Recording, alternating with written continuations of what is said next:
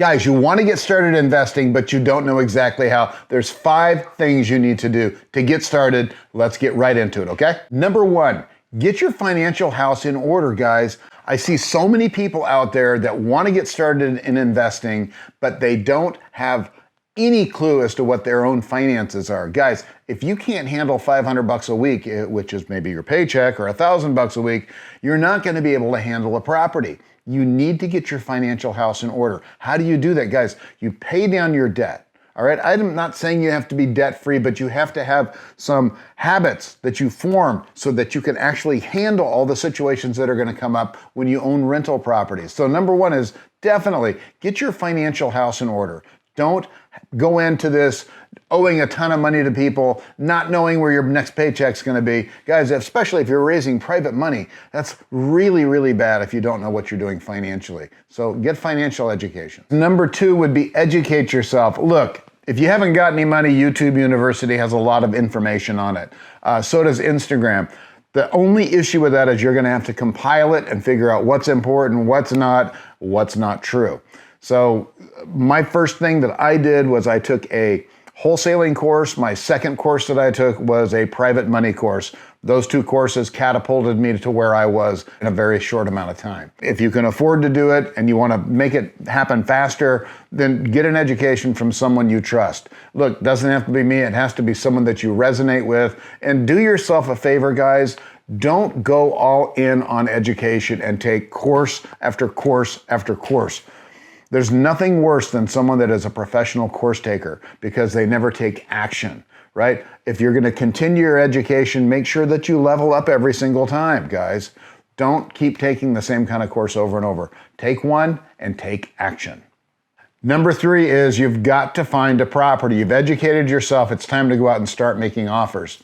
The biggest mistake I see with new investors is they think that the properties are magically going to come to them. If they pay $3,000 a month to have some company cold call people and feed you leads, or if they pay someone to go out and door knock for them. Guys, there is no magic when it comes to finding properties. Remember, we get 70% of our properties from the MLS, and 30% are from relationships and outreach. Outreach being phone calls, texts, door knocking, going out and talking to people, and doing things like that.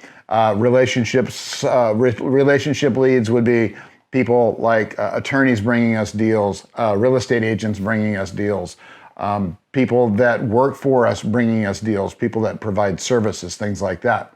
All right, guys, you have to go out and actively look for properties. They are not going to come to you. This is one of the most difficult things that you're going to do as an investor is find and source good properties that work. Step number 4 is finding the money to buy those properties. Now, guys, you can do this in a lot of different ways. Some people form partnerships with people that have money.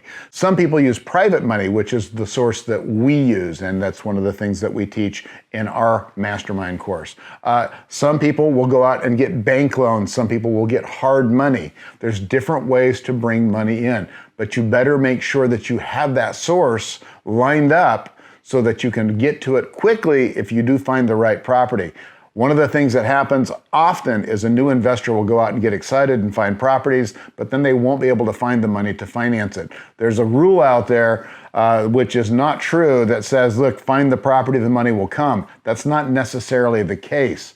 You need to line up everything as you're going along. You don't want to find the greatest property in the world and then find that you can't raise the money or you can't find a partner to help you with it. All right, guys, so make sure and find that money source, line it up, make sure it's there when you need it. Number 5 is pulling it all together. Now, hopefully you've decided what you want to do with the property. Basically 4 choices. You can house hack it, you can flip it, you can wholesale it, or you can buy and hold it. Whatever your choice is of whatever you're going to do with that property, obviously you need to think about that when you're making offers so that you can buy accordingly.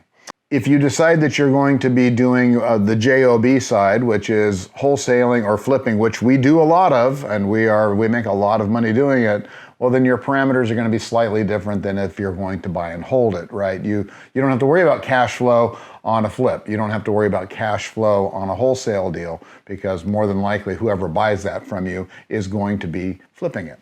right? So you need to have an end game in mind when you find that property, all right? And then you need to actually put those things into motion. You need to actually rehab the house. Well, no matter what you're doing, more than likely, other than wholesaling, you're going to be rehabbing that house to rent it out, to live in it yourself, or to flip it, right? So you need to get all those ducks in a row. So you have to line up a contractor and you have to get all that work done.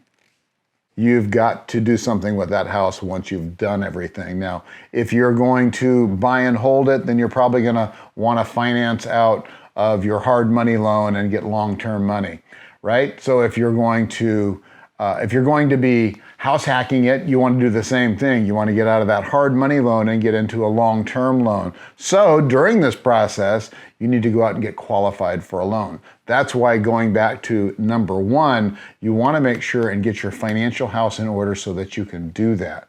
All right? So, and also, if you're going to be flipping it, you're going to have to find a real estate agent that can list it for you, or if you're a real estate agent like myself, you'll list it yourself and save the money. All right, guys, so those are the 5 steps. I've simplified it. There's a little bit more to it than that. You can watch my videos and see a little bit more detail on that. But for the most part, those are the 5 steps for you to get your first house. It's not as hard as it sounds, guys.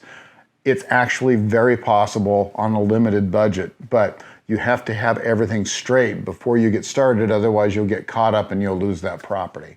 All right, guys, so please like this video, please follow me, and sign up for notifications so that when we drop a video, you'll be notified and you'll get more education and you'll get closer to that goal of financial independence. All right, guys, I'll see you next time.